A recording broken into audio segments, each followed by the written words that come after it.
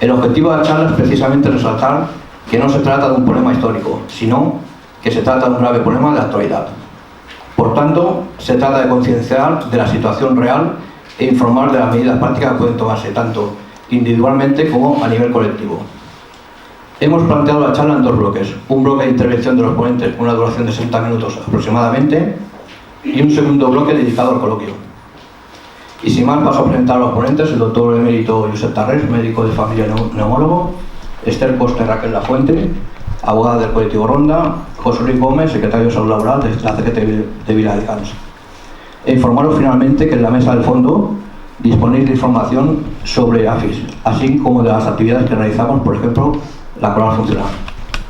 Y quiero agradecer a la Marina Prades Maset su colaboración altruista en este evento como intérprete de lengua de signos, así como al resto de col·laboradors que han hecho posible este acto.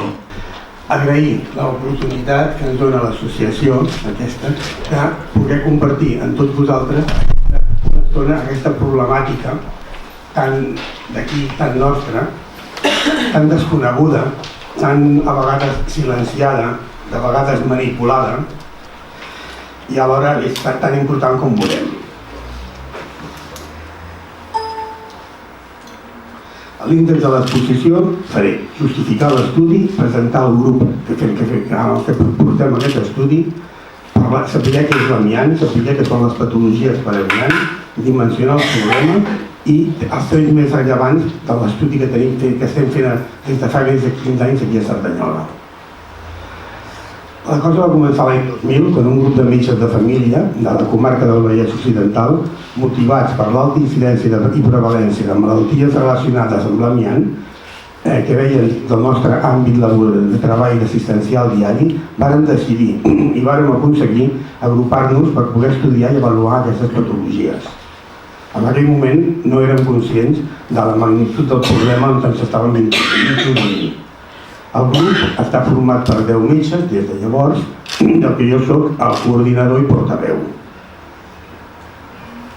El que estem instituïts i reconeguts com a observatori per l'estudi de la patologia per amiant amb el Vallès Occidental i estem acreditats com a grup emergent d'investigació clínica dins de la medicina primària per la institució Jordi Gol i Gorina.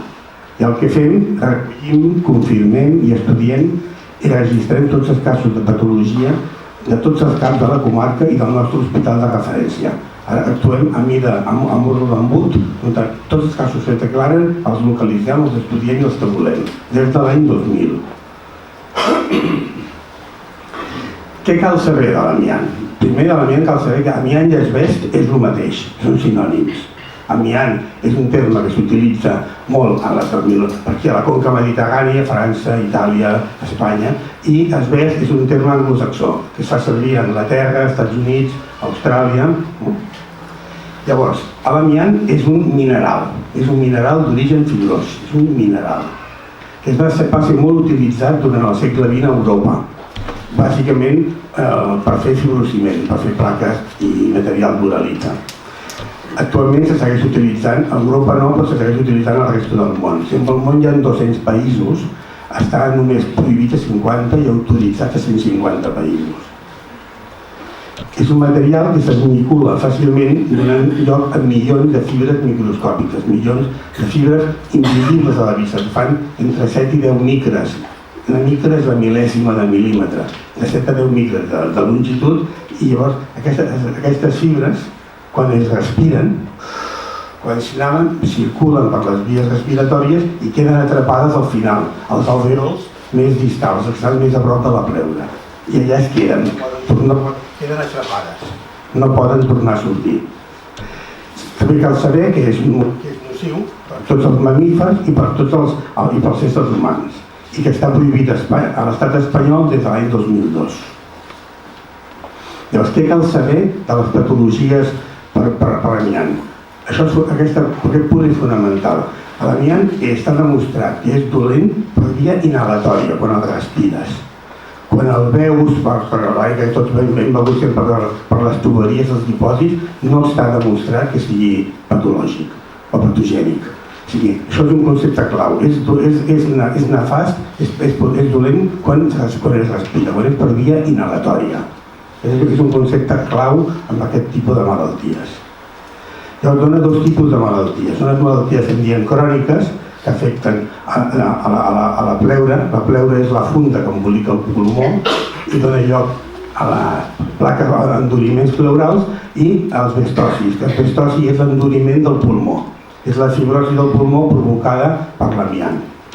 I a la vegada, a part d'això, que hi ha una patologia molt important, des de l'any 1977 està establert que és un cancerigen de primer nivell i provoca augment de càncer de pulmó, augment de càncer de laringe i té una característica molt exclusiva, i és que hi ha un càncer terrible, que és el mesotelioma, que només es dona amb la gent que ha respirat amiant. Tenim un càncer marcador de l'amiant. Això és una cosa molt poc freqüent dintre de la patologia. Llavors, una de les característiques que té és que hi ha un període de latència. El període de latència vol dir des que arriba el causant, que provoca la causa, passa molt de temps.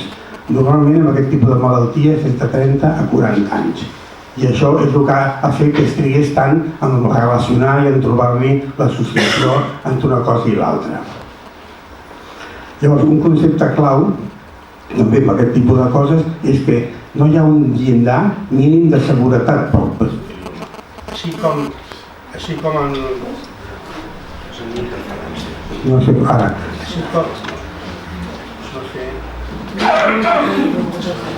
Són interferències. Seguim igual i ja està. Així com amb les malalties cròniques, tipus plaques pleurals i asbestosi, hi ha una relació amb la quantitat d'amiant que una persona ha rebut d'impacte, amb el mesotelioma no hi ha un llindar mínim, amb molt poca quantitat. Amb el temps suficient aquella persona pot desenvolupar un mesotelioma. És un concepte molt important en quan sempre es parla que les mesures, que el treball segur amb l'amiant, si està controlada la quantitat de fibra per centímetre cúbic d'aire. Això és veritat amb les patologies cròniques, però és absolutament fora de lloc amb el mesotelioma. L'única actitud positiva real que hi ha amb l'amiant és amiant zero, la campanya amiant zero. Llavors cal dir que és una patologia no només pròpia de la medicina del treball, com s'havia considerat, sinó que pertany i cada cop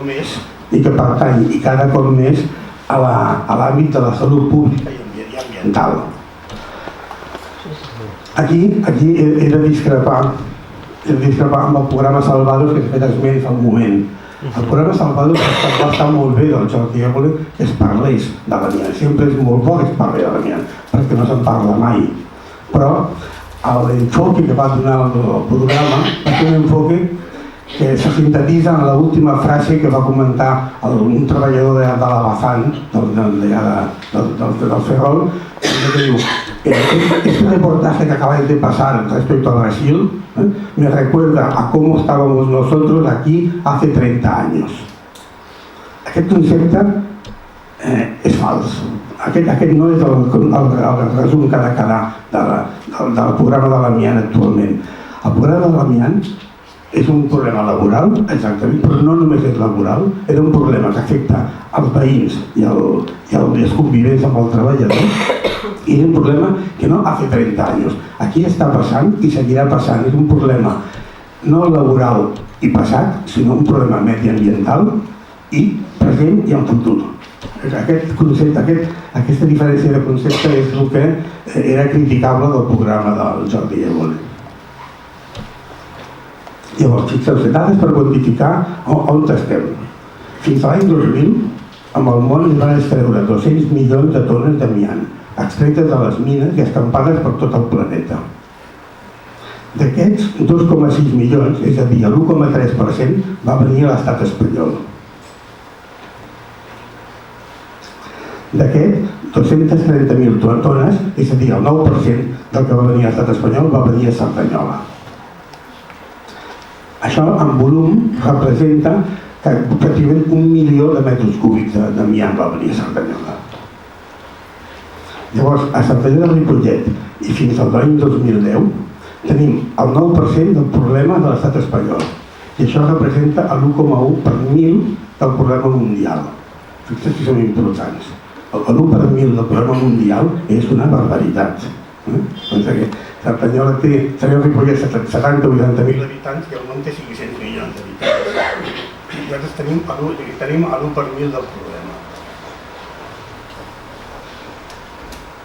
Llavors, a l'estat espanyol, el 76% de l'amiant importat es va utilitzar per fer fibrociment. Si sabem que el fibrociment tenia entre un 7 i un 10% d'amiant, això vol dir que actualment hi ha 21 milions de tones de fibrociment escampades per l'estat espanyol, provinents només de la fàbrica de Cerdanyola. Aquests 17,3 milions en forma de plaques i 3,7 milions en forma de tubs. I hem de saber que aquest fibrociment amb llit escampat caldria anar-lo retirant, ja que la seva vida mitja està entre 30 i 40 anys d'ús. Amb les millors condicions, 50 anys d'ús. Però de promig de 30 a 40 anys.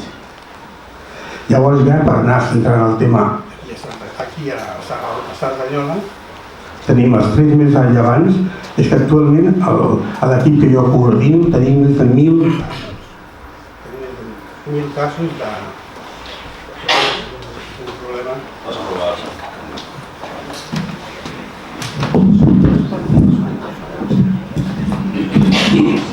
Aviam, sí, sembla que vagi bé. Tenim més de 1.000 casos.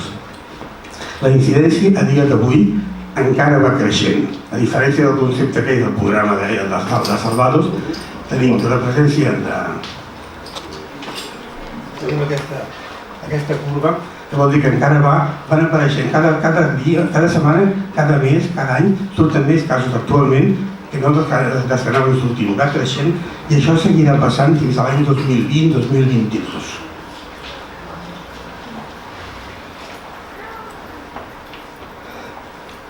Llavors, hem de tenir en compte que aquí a la nostra sèrie de Cerdanyola i Ripollet, el 33% dels pacients són d'origen no laboral. És a dir, que laborals tenim el 66%, familiars tenim un 13% i veïnatge un 19%. En total, el 33,4% dels casos són d'origen no laboral. Hem de tenir en compte això, el període de latència, que és llarg, molt llarg, d'uns 40 anys de promig. Cal assenyalar, i això és un altre concepte fonamental dintre d'aquests estudis, és que actualment, respecte a l'amiant, no hi ha més perill per viure a Cerdanyola i Ripollet que en qualsevol altra localitat de l'estat espanyol. Això ha de quedar molt clar, que de l'alarma social actualment zero. Alarma social a bones hores. O sigui, el problema el teníem quan teníem el foco actiu que va parar a l'any 97. La fàbrica va estar oberta del 1907 al 1997. El que sí tenim aquí són molts focus activables, que els podem passar actius si els manipulem malament. I això és una de les coses que hem de treballar per no fer-ho. S'ha de fer un desamiantatge en condicions i per exemple, una obertura de gasses als carrers de Cerdanyola ha de tenir un protocol amb el que consti que s'ha d'investigar i potser fer una cata prèvia, això és cosa dels tècnics, perquè tots sabem que a Cerdanyola els carrers, la majoria, estan a sota, hi ha amiant, perquè quan no estaven asfaltats, la gent que tenia influències aconseguia que l'Uralita li portés un camió i li aboqués amiant de trinxat per poder tapar els bassiols i els xarcos que hi havia pel carrer. O sigui, a foc actiu en aquest moment no n'hi ha cap. Ara, activables n'hi ha molts. Però qui viu a Cerdanyola des de l'any 97 cap aquí té el mateix problema que per qualsevol lloc d'Espanya que tu vagis veuràs plaques d'Uralita per tot arreu. Tenim el mateix problema que qualsevol altra localitat. El foc gros eren els que vivíem a Cerdanyola, però això no podem fer, ja està fet. Els que vivíem a Cerdanyola abans del 97, uns més i uns menys.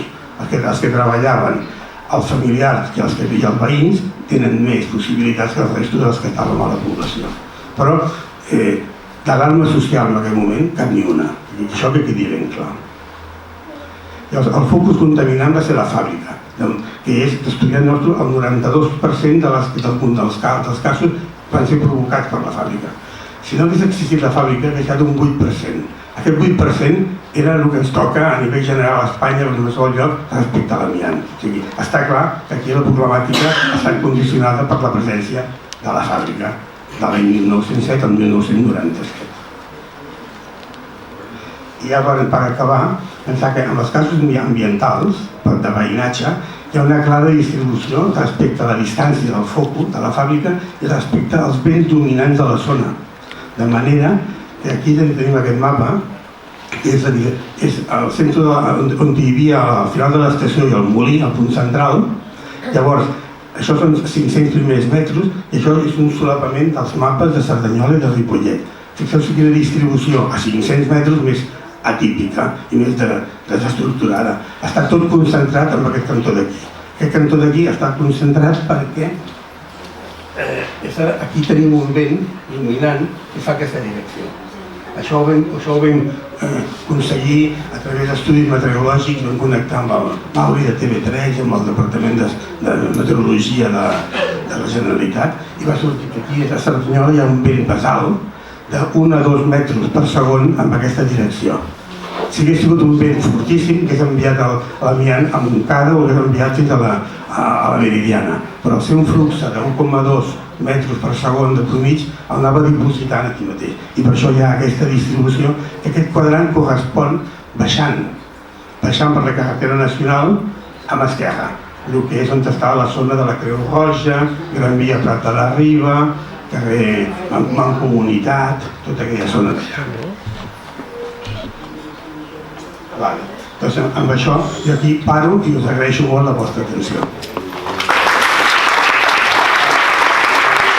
Os agradecer esta invitación para hacernos eco de este gran desconocido como es el amianto y por el cual tanto los medios de comunicación y tal estamos siendo silenciados de alguna manera. Hay grandes intereses en todo esto, tanto por parte de las empresas y por parte de las administraciones.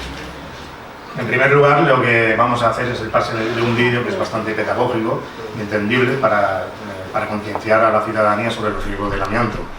Luego pasaré un PowerPoint y haré ciertas explicaciones. Quizás el doctor Tarrés haya sido mucho más acertado en cuanto a las estadísticas de las importaciones de amianto y demás, pero bueno, la finalidad creo que va a ser la misma para todos.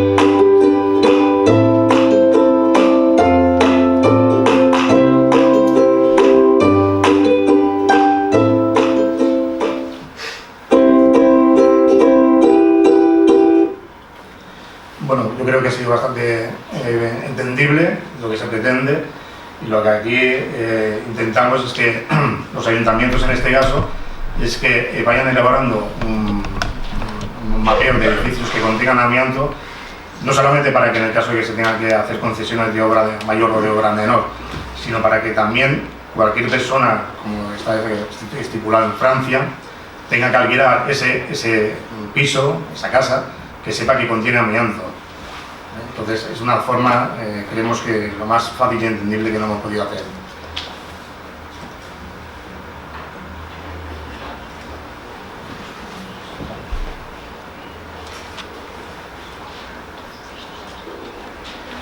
Bueno, cuando nosotros hablamos de amianto, hablamos del mayor genocidio laboral de la historia de la humanidad.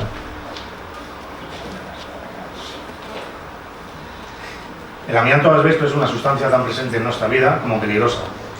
Las escalofriantes cifras de esta sustancia ponen los pelos de punta.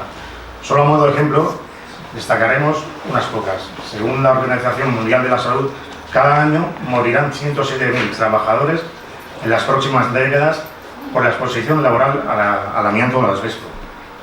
En España se calcula que han fallecido ya 40.000 personas y que en las próximas décadas lo harán 40.000 más. Estamos, pues, ante un verdadero genocidio laboral. A continuación, vamos a poner un ejemplo gráfico de condiciones inseguras, vamos, ante una verdadera aberración de condiciones de trabajo con amianto. Esta es la empresa donde yo he trabajado, bueno, donde yo he trabajado porque antes estaba en el Prat, ¿vale? Como podemos observar, es un ambiente totalmente pulverígeno, ¿vale? No sé si veis lo que son las ventanas. Todo esto que está adherido aquí en las ventanas es amianto. Fijaros, las aspiraciones también están llenas de amianto por todos los lados. La normativa por aquel entonces decía que no se podía barrer en ambientes pulverígenos con trabajo en amianto, y si nos fijamos detalladamente en la foto, veremos que hay una escoba aquí. Con lo cual se estaban incumpliendo las normativas de seguridad en ese momento. También se decía, pues se establecía, porque era un protocolo para el trabajo, que no se podían llevar la ropa de trabajo con bolsillos. Si nos fijamos, lleva bolsillos, este señor lleva bolsillos, este no lo sé, no se puede apreciar bien, y este lleva una camiseta. Bueno, a modo de apunte, y después de mucha insistencia a nivel jurídico y demás, conseguimos saber a qué mediciones estaban expuestos los trabajadores justamente en este área de trabajo. Bueno, pues en este área de trabajo superaba el valor límite ambiental en un 400%. La inspección de trabajo de aquel momento nada más que hacía que sancionar, pero permitía que se siguiera trabajando con este mineral en condiciones totalmente inseguras. A pesar del conocimiento científico y general de la elevada peligrosidad del asbesto, miles y miles de trabajadores estuvieron expuestos y han generado graves patologías y en muchos casos mortales. Finalmente, el 1 de enero del 2005, se prohibió definitivamente la utilización industrial del amianto en toda la Unión Europea. Pero su uso intensivo durante tantos años y el hecho de que todavía es legal su producción en 150 estados conlleva a que sea una sustancia que aún hoy esté presente en nuestras casas, escuelas, hospitales y trabajos, lo que nos debe de alertar del trabajo sindical, de información y de concienciación a realizar por todos los puntos de la geografía española. Como comentamos, es el doctor Tarrés. Amianto Cero en Europa y Justicia para las Víctimas es una campaña que inició Ecologistas en Acción, a la cual se adherió CGT, otros sindicatos y algunos partidos políticos y otras asociaciones. Por eso CGT promueve y apoya la campaña Amianto Cero en Europa y Justicia para las Víctimas. ¿Qué dice esta campaña? Bueno, pues que el Parlamento Europeo ponga en marcha las medidas propugnadas que aprobó el 14 de marzo de 2013 en una resolución titulada Riesgos para la salud en el lugar de trabajo relacionados con el amianto y perspectivas de eliminación de todo el amianto existente. En ella se instaba a la Unión Europea, a la Comisión y a los Estados miembros a que, una vez inventariada la presencia del amianto, se elaborasen mapas fidedignos con la localización exacta de los lugares públicos y privados detectados, instando a que se llevasen a cabo planes de acción para su eliminación segura antes del 2028, siguiendo el ejemplo de Polonia. Actualmente Polonia es un país libre, exento completamente de amianto. También se proponía una variada batería de medidas de apoyo y reconocimiento para las víctimas, que desgraciadamente allí en España todavía no han llegado. Jubilación anticipada. Bueno, el porqué está muy claro.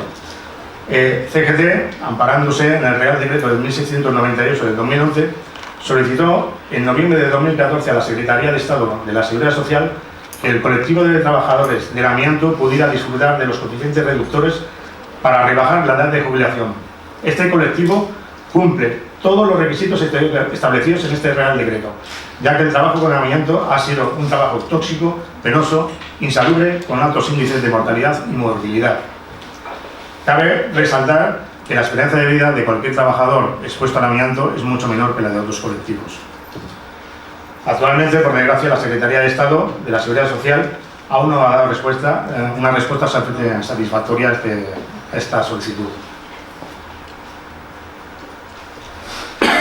Bueno, aquí es un poco hablar de lo que había hablado el doctor Tarrés. Él tiene una información y unas estadísticas seguro que mucho más actualizadas.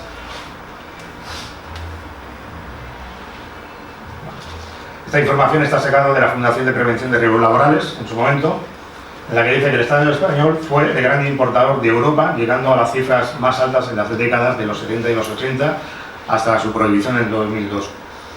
Como vemos, desde el año 1920, España empezó a importar amianto, pero los años álgidos de esta importación son en los años 70 y 80, como se ve aquí, en esta zona de aquí, en la gráfica, es la que más importó. En estas estadísticas a nosotros lo que nos dicen es que España importó más de 2.600.000 toneladas de amianto, los cuales están, la gran mayoría de estos están pues, aquí en Sarrañolas y en nuestras calles y nuestras casas. ¿Dónde podemos encontrar materiales con amianto en nuestros hogares? Bueno, aquí de alguna forma y de forma gráfica intentamos ilustrar dónde podemos encontrarlo. Es decir, las tejas planas, no las tejas de Uralita, en tabiques ligeros y falsos techos, en chimeneas o conductos de aire, en placas planas grises, en fibromármoles, los falsos, que son de tipo decorativo, en las baldosas de vinilo, muchas de ellas se instalaban en los barracones antiguamente, en los conductos de agua, cañerías cilíndricas, bajantes de aguas residuales, etc. En las jardineras, hay mucho desconocimiento sobre esto, cuando hablamos y decimos las jardineras, la gente no se puede acabar de creer que las jardineras estuvieran hechas también con fibrocemento. En las placas onduladas, conocida como Uralita, como nombre comercial aquí en España como Uralita, en los depósitos de agua. Esto de alguna forma es ilustrar de algunos de los materiales con amianto que nos podemos encontrar en nuestros hogares actualmente. Bueno, ¿qué vida útil tienen estos materiales? Pues según las notas técnicas de prevención del Instituto Nacional de la Seguridad y Higiene del Trabajo, el INS, los materiales con amianto tienen un ciclo de vida de entre 30 y 50 años.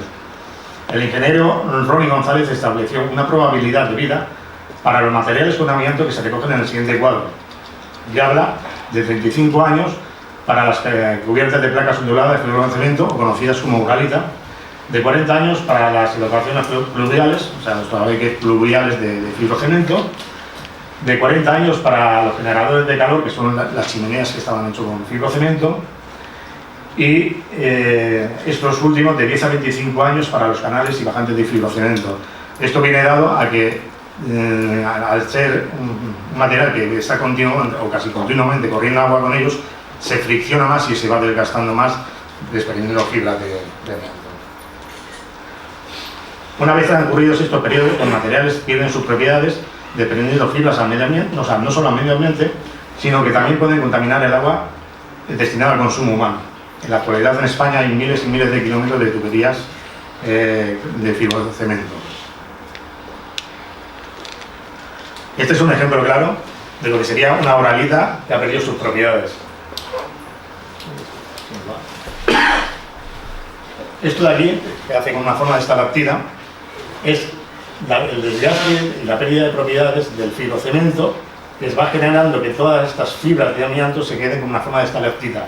Esto va haciendo que se vayan emanando fibras al medio ambiente. y que cualquier persona que pase por ahí en ese momento pueda inhalarlas. Y para terminar, como conclusión, es que desde la CGT consideramos que la exposición al amianto ha sido un auténtico genocidio laboral y no podemos conformarnos con la simple prohibición formal en los procesos productivos en el año 2002, sino que lucharemos y luchamos para evitar nuevas exposiciones laborales y sociales y el pleno reconocimiento para las trabajadoras y los trabajadores del amianto. Muchas gracias.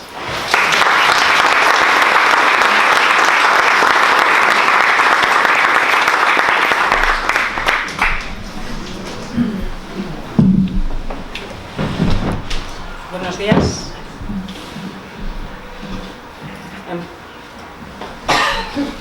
Buenos días. ¿Oye? En primer lugar, agradecer a Juan esta invitación y el haber hecho posible una charla y la difusión de los efectos devastadores que tiene el amianto. El amianto mata. Eso es una afirmación que supongo que muchos de ustedes conocen porque, como bien ha dicho el alcalde, tienen algún vecino, algún familiar, algún conocido que ha enfermado o ha muerto a causa de la exposición al amianto. Pero sigue sorprendiendo que en Sardañola y en Ripollet haya mucha gente que desconoce esos efectos, que desconoce los efectos devastadores del amianto. El amianto, como bien ha dicho el doctor Tarrés, es una fibra mineral que ni se destruye, ni se quema, ni se pudre, ni se altera. Por eso, durante el siglo XX, muchas empresas en España utilizaron el amianto de forma regular. ¿Por qué? Porque tiene una calidad indestructible y un bajo coste. Eso hizo que muchas empresas amasaran fortunas a costa de la salud de sus trabajadores. Hay que tener en cuenta que esa calidad indestructible sucede lo mismo en los pulmones de la gente que lo inhala. Se quedan estas fibras en los pulmones y es cuando, al cabo de varios años, se despierta, como dicen muchos de mis clientes, se despierta pues esa enfermedad o se despierta, bueno, o acaban falleciendo debido a las enfermedades por el amianto. Se ha utilizado en muchas industrias. Aquí, por ejemplo, en Sardañola tenemos una de las grandes industrias que ha utilizado el amianto en la construcción, como es Uralita, también estaba Rocalla en Castelldefels, la han utilizado industrias textiles como en manufactura sérica, lo han utilizado industrias automovilísticas pues para hacer las puntas de fricción de frenos, Macosa cuando realizaba los trenes, locomotoras, Caballes Alstom, y otra de las empresas que os sonará y es Aiscondel, que estaba aquí en Sardañola, que se dedicaba a la transformación del plástico para la construcción. Esta hacía un producto que se llamaba Sadur, y también se utilizaban sacos de 5 kilos de amianto. Las empresas se iban enriqueciendo durante los años 40 y 80, pero era silenciado todo este problema, era silenciado por las empresas, era silenciado por los médicos de empresa y, lo que es peor, por los gobiernos. Hay que tener en cuenta que en España no se prohibió el amianto hasta el 2001 y durante todo ese tiempo, y aquí en Sardañola desde 1910 hasta 1997 que estuvo en activo Uralita, pues hizo que ya no solo los trabajadores, y como bien dice Luis, hubo un genocidio laboral, sino también los vecinos, que ya os lo explicará Esther. Ha habido una lucha muy larga para poder condenar a Uralita a pagar por estas consecuencias, tanto a los trabajadores como a los vecinos. Pero en el tema laboral quizá estemos un poco más avanzados que no los pasivos y hemos conseguido que el Tribunal Supremo se pronuncie y nos diga que evidentemente que Uralita sabía y conocía los efectos del amianto, porque no podía estar ajena a esa lucha sindical y a esa lucha médica que se había despertado ya en los años 70. Hay que tener en cuenta que la asbestosis fue declarada enfermedad profesional en 1947. En 1977 ya es declarado el mesotelioma y el cáncer de pulmón también como enfermedades profesionales. Incluso tenemos una carta de Uralita que le envía a una filial suya en un pueblo de Italia, de Casale del Monferrato, donde estaba Eternit. Hay que recordar que aquí Uralita, antes de llamarse Uralita, se llamaba Eternit, donde en 1950 esa empresa italiana le pregunta a Uralita si conoce qué es la asbestosis. Y le dice que sí, que lo conoce, que de hecho aquí en España 3 años antes ya se había declarado enfermedad profesional.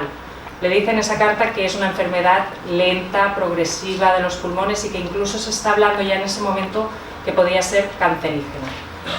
Y mientras tanto, todos sus trabajadores iban enfermando y Uralita no hizo nada hasta finales de los años 70. ¿Y por qué a finales de los años 70 Uralita empieza a reaccionar y a proteger, entre comillas, a sus trabajadores? Y es porque los trabajadores finalmente alzan la voz, se reúnen, no solo los trabajadores sino también el jurado de empresa, los médicos del Hospital Clínic, donde empiezan a estudiar los casos y empiezan a diagnosticar estas enfermedades derivadas del amianto, tanto la asbestosis, el cáncer de pulmón como el mesotelioma. Y algo de lo que estoy muy orgullosa es que un compañero nuestro, Jordi Pujol, que es cofundador del colectivo Ronda, en el año 77 hizo una denuncia junto con todos los trabajadores a Inspección de Trabajo. Gracias a esa denuncia y gracias a que tenemos dos informes de 1977, hemos podido condenar 40 años después a Uralita. En esos informes del año 77 se nos dice, por lo que entonces era Inspección de Trabajo, nos dice que se debían suspender de forma inmediata la línea de tubos y la línea de placas. Y lo dice porque hay un riesgo grave e inminente para la salud de los trabajadores. En ese mismo informe ya se hace un listado de 220 trabajadores que ya estaban enfermos en menor o mayor medida. También es verdad que sabemos que no se hizo esa revisión médica a todos los trabajadores, pero ya aún así hay un listado de 220 trabajadores. En ese momento se empiezan a reconocer las enfermedades profesionales, en 1977 adelante, y se encuentran los trabajadores con el primer obstáculo, y es los juzgados. Una vez que tienen reconocido esa enfermedad profesional, van a los juzgados y solicitan un recargo de prestaciones, es decir, que Uralita se le condene y sea culpable y puedan incrementar sus pensiones de un 30 a un 50%. Eso Magistratura del Trabajo, a finales de los 70, dice que sí, que Uralita es culpable, pero llegan al Tribunal Central del Trabajo en 1982 y exonera a Uralita de toda responsabilidad. Dice que Uralita había hecho todo bien y que no se la podía culpar. Van pasando los años, hay sentencias que van absolviendo a Uralita, pero gracias a la perseverancia de gente como el doctor Tarrés, sus estudios, la Asociación de Víctimas del Amianto de Sardañola y Ripollet y de compañeros nuestros que continuaron esa lucha, que volvieron a activarla, se volvieron a presentar más demandas en los juzgados. Y es a partir del 2009 cuando a nivel laboral empiezan a decir que Uralita es culpable y que debe indemnizar a las víctimas. En el 2012, estamos hablando de hace tan solo 4 años, es cuando el Tribunal Supremo ya finalmente se pronuncia con 5 sentencias y dicen que efectivamente Uralita debe pagar. Que Uralita tenía conocimiento del daño que estaba causando a sus trabajadores, que no los protegió y que por ello han enfermado muchos o han fallecido. Jugó un papel muy importante también Inspección de Trabajo ahora a partir del 2008 hacia adelante, cuando en todos sus informes van poniendo que de los años 40 a 80 todos los trabajadores que trabajaron en Uralita están afectados, estuvieron expuestos al amianto y que Uralita debía pagar por ello. Hay que tener en cuenta que la normativa, y por lo que dice el Tribunal Supremo que Uralita es culpable, es que desde los años 40 ya había normativa de obligado cumplimiento, es decir, las fábricas con ambientes pulvígenos debían dotar a sus trabajadores con mascarillas, no podían barrer en seco, debía haber una ventilación adecuada. ¿Y qué sucede? Que toda esta normativa, incluso en el año 61, había un reglamento en el que decía que los trabajadores debían hacerle una revisión médica antes de empezar a trabajar cada 6 meses y al finalizar de trabajar. Pero toda esta normativa se dieron cuenta que en el año 77, cuando hay aquellos 2 informes de inspección, Uralita no había hecho absolutamente nada para proteger a esos trabajadores. Y un poco la charla la vamos a utilizar para decir que se debe reclamar, que se puede reclamar y y estamos ganando los juicios, se está condenando a Uralita, la gente está recibiendo sus indemnizaciones, todo esto a nivel laboral. Hay 3 procedimientos básicos. El primero de ellos es conseguir que se declare que esa enfermedad es derivada de enfermedad profesional. Cuando una persona, independientemente de que esté jubilado, le diagnostican una asbestosis, un mesotelioma o un cáncer de pulmón, lo primero que se hace es ir a la Seguridad Social y decirle que se le reconozca una invalidez por enfermedad profesional. En el momento que eso se reconoce es cuando se abren las 2 grandes vías. Por un lado, los daños y perjuicios, que es esta indemnización que tenemos un año desde el reconocimiento de la enfermedad profesional, y otro de los grandes procedimientos es el recargo, que es ese suplemento a las prestaciones de los trabajadores. Hay que tener en cuenta una cosa muy importante que quizá la gente no sepa, y es que si tenemos una pensión, aunque sea de una viuda, que su marido trabajó en Uralita y había fallecido, aunque haya fallecido en los años 70, si está cobrando una viudedad, se puede solicitar esa indemnización. En ese momento, con la viudedad por enfermedad común, porque no había sido reconocida, se solicita que se cambie esa contingencia, es decir, que se convierta esa enfermedad común por enfermedad profesional, y a partir de ese momento se abren esas 2 vías. Hay que tener en cuenta que la viudedad, ese cambio de contingencia, es imprescriptible, con lo cual nos ha permitido que varias familias en que el trabajador falleció en los años 70 hayan podido cobrar hoy en día sus indemnizaciones. Referente a los daños y perjuicios y a la falta de medidas, que son esos 2 procedimientos importantes a la hora de reclamar frente a Uralita, decir que el Tribunal Supremo ha sido unánime. Cada vez incluso conseguimos que los jueces nos den mayor indemnización por estas afectaciones, y decir que se tiene que reclamar, que no puede ser que el doctor Tarrés nos diga que semanalmente hay un diagnóstico nuevo y la gente no reclame. Uralita es culpable y debe pagar e indemnizar no solo a los trabajadores, sino también a los vecinos de Sardañola.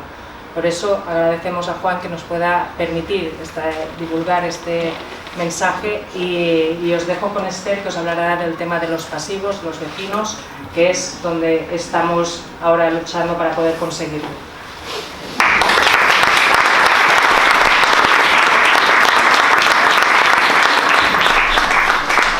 Bueno, buenos días a todos. Toda vez que soy la última intentaré ser breve para dar pie a un coloquio si hay interés. En primer lugar, agradecer la invitación. El Colectivo Ronda siempre intenta participar en todas las charradas, en todos los eventos que se hacen en relación con el amianto, porque creemos que es un asunto muy desconocido todavía a fecha de hoy, a pesar de que para esta población ha sido una lacra. Y yo os voy a hablar de la jurisdicción civil y el amianto, es decir, Raquel, mi compañera, os ha hablado de los derechos de los trabajadores, de las personas que han trabajado en Uralita, pero aquí en Sardañola será el caso de que hay un elevado número de personas que, no habiendo trabajado en la empresa, manifiestan patologías relacionadas con el amianto. Estas personas se llaman pasivos, los llamamos pasivos, y dentro de los pasivos hay 2 tipos de pasivos. Están los pasivos ambientales y los pasivos domésticos. Los pasivos ambientales son aquellas personas que han contraído enfermedades relacionadas con el amianto por el hecho de residir en un radio cercano al foco emisor, cercano a la fábrica Uralita. ¿Qué entendemos por cercano? Pues se admite un radio de 2 kilómetros desde el lugar del foco emisor, porque es el radio que estableció en su día el Reglamento de Actividades Nocivas, Molestas, Insalubres y Peligrosas del año 1961. En cambio, por pasivos domésticos entendemos aquellas personas que han contraído la enfermedad por el hecho de ser familiares de trabajadores de la empresa. Normalmente son mujeres, normalmente son hijas o esposas que lavaban la ropa de trabajo de sus padres o de sus maridos en el domicilio. Y luego tenemos, lógicamente, gente que tiene la doble condición, que son ambientales y que son domésticos, pues porque vivían cerca del foco emisor y porque además tenían a una persona en su familia que trabajaba en esa empresa. La lucha que han llevado a cabo nuestros compañeros de laboral durante 30-40 años es la que estamos haciendo ahora nosotros en el ámbito civil. Y es una lucha dura porque estamos luchando contra una empresa muy potente, con unos recursos económicos muy fuertes y por lo tanto pues, nos supone un sobreesfuerzo, un especial sobreesfuerzo. Los pasivos, dentro de los dos tipos de pasivos que os acabo de explicar, los pasivos domésticos ya nos han sido reconocidos como personas que deben ser indemnizadas. Por lo tanto, donde hay un principal elemento de lucha ahora es en los pasivos ambientales. ¿Por qué? Porque el nexo de causalidad, que en un pasivo doméstico es muy claro, porque es que existe una relación laboral que justifica el contacto con el amianto, no lo existe, no está ese vínculo en el ámbito de los pasivos ambientales. Y por lo tanto nos obliga a un plus de prueba, porque como bien acababa de contar José Luis, amianto hay en muchas partes y por lo tanto tenemos que hacer el esfuerzo de probar que la enfermedad viene del foco emisor de la uralita y no de otros focos posibles que pueda haber en las poblaciones. Bien, los pasivos domésticos lo que requieren evidentemente es probar la relación laboral, lo cual se hace con relativa facilidad a través de una vida laboral de la persona y contratos de trabajo, nóminas, cualquier tipo de documento que acredite la relación laboral. Y lo que hacemos siempre y en todo caso es lo que llamamos una pericial higiénica. Siempre para todas las personas que ponen una demanda contra Uralita y que no son trabajadores, debemos aportar una pericial que descargue los pasivos domésticos. El problema que tenemos principal es que los plazos de reclamar son muy cortos. A diferencia de lo que os explicaba Raquel, que hay acciones que incluso son imprescriptibles, en nuestro caso el plazo de prescripción es únicamente de 1 año y es de 1 año desde el momento en que se tiene conocimiento de la enfermedad. ¿Qué nos ocurre con mucha frecuencia? Pues que las personas que son diagnosticadas de un mesotelioma difícilmente en el plazo de 1 año tienen la capacidad de reacción de interponer una demanda o de presentar un burofax interrumpiendo la prescripción, porque todavía están digiriendo la dificultad del diagnóstico y están enfrentándose a un tratamiento médico durísimo. Por lo tanto, nos encontramos en el despacho, desgraciadamente, que muchas veces cuando llegan las personas su derecho ha prescrito. Por eso es tan importante que se haga difusión de la posibilidad que tienen de reclamar y sobre todo de lo cortísimo que es el plazo. Se discutía si podía ser de aplicación otro plazo del Código Civil Catalán de 3 años, ha quedado descartada la aplicación de ese plazo más extenso y también se ha descartado que el hecho de tener la enfermedad diagnosticada y que sea una enfermedad que tiene un curso, un daño continuado que llamamos, también se ha descartado que eso pueda ser motivo para que se interrumpa el plazo. Es decir, el Supremo lo ha dicho claramente, hay un plazo de 1 año desde que se tiene conocimiento de la enfermedad y únicamente se interrumpe ese plazo si se hacen acciones para reclamar. No hace falta que sea una demanda, pero sí desde luego un burofax. Las indemnizaciones que se reclaman van en función, lógicamente, de la patología que tenga cada persona y de su situación personal. Nosotros lo que hacemos es encargar una valoración del daño corporal y el perito es el que se encarga de valorar caso por caso cada indemnización. ¿Nosotros qué hacemos? La ley establece un baremo de indemnizaciones, que es el baremo que deriva de los accidentes de circulación. Nosotros consideramos que ese baremo no debe ser aplicable a este caso, porque consideramos que las personas que están enfermas de enfermedades relacionadas con el amianto no han asumido ningún riesgo, como asume quien coge un coche y por lo tanto sabe que puede tener un accidente. Por lo tanto, lo que hacemos es valorar las lesiones de acuerdo con ese baremo, pero lo incrementamos en un 50%. Por considerar, como digo, que no hay un riesgo asumido por parte de esa persona y por lo tanto debemos ir más allá de lo que establece el baremo. También es importante que tengáis en cuenta una cosa: si una persona es diagnosticada y fallece, está en plazo para reclamar, la persona que hereda, su heredero, tiene derecho a reclamar la indemnización de esa persona que ha fallecido y que está en plazo para reclamar. Es decir, si un padre fallece antes del año, desde el diagnóstico, su hijo o su hija puede reclamar tanto la indemnización de su padre que falleció y no reclamó en vida, como la suya propia por el hecho de haber perdido a su padre. Por lo tanto, existe esa dualidad de indemnizaciones que se pueden reclamar en un mismo procedimiento. El sistema de reclamar siempre son a través de demandas colectivas. ¿Por qué? Porque los costes disminuyen y porque podemos plantear de esta forma un auténtico caso colectivo en los juzgados. Los juzgados competentes son los juzgados de Madrid, porque Uralita tiene la sede social en Madrid. Un juez de Madrid desconoce absolutamente lo que es el amianto, en su mayoría. Por lo tanto, nosotros nos vemos con la complejidad de tener que explicarle a un juez toda una situación, es decir, ya no qué es el amianto, sino las patologías relacionadas con el amianto, cuáles son, cuáles han sido los incumplimientos de Uralita. En fin, tenemos que plantearle al juez de Madrid el caso de Sardañola y Ripollet, del cual no tiene ni conocimiento. Por lo tanto, lo que hacemos es intentar hacer demandas de muchas personas para que entienda que no son casos aislados, sino que aquí en Sardañola hay una auténtica lacra con el tema del amianto y que ha habido realmente, yo creo, un genocidio en ese punto, y tenemos que hacer el esfuerzo de que ese juez de Madrid pueda llegar a tener ese conocimiento. Nuestra experiencia personal es que, como os digo, las demandas que se han interpuesto se han ganado respecto a los pasivos domésticos, y respecto a los pasivos ambientales estamos en apelación ante la Audiencia Provincial de Madrid, esperando a ver si dan la razón respecto al tema de los pasivos ambientales. Hay una cosa que tenéis que tener en cuenta. En su día hubo una demanda colectiva que no interpuso Colecte Ronda, que interpuso otro despacho de abogados, y que se desestimó, pero se desestimó por prescripción. No se entró en el fondo del asunto. De hecho, la primera demanda en la que se entra en el fondo del asunto es la que pusimos colectiva de pasivos de aquí de Sardañola y Ripollet.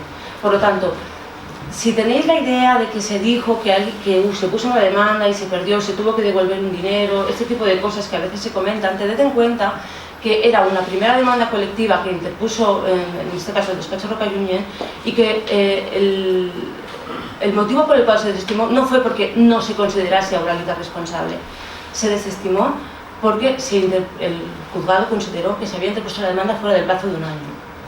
Por tanto, sí que hay sentencias que declaran la responsabilidad de Uralita. De hecho, hay una sentencia de diciembre del año pasado en sede civil del Supremo, en el que el Supremo dice expresamente que Uralita conocía desde los años 40 la nocividad del amianto. Por lo tanto, esa sentencia nos abre la puerta a poder reclamar con mucha más seguridad, porque el propio Supremo ha declarado ese conocimiento. Por tanto, hacer una llamada a lo cortos que son los plazos y por lo tanto la necesidad de que las personas enseguida que reciben el diagnóstico se informen y decidan después si quieren o no demandar, y hacer una llamada también a que se active la población, es decir, con la cantidad de casos que hay en Sardañola, hace falta que se convoquen actos, hace falta que se hagan actos de concienciación, hace falta que el pueblo tenga conciencia de lo que ha pasado aquí con este asunto. Si no hay una asociación activa de personas que quieran promover la difusión de estos hechos, difícilmente en los juzgados podremos hacer más cosas, porque nosotros para poder ganar los juicios necesitamos que la gente conozca que tiene derechos y los quiera reclamar.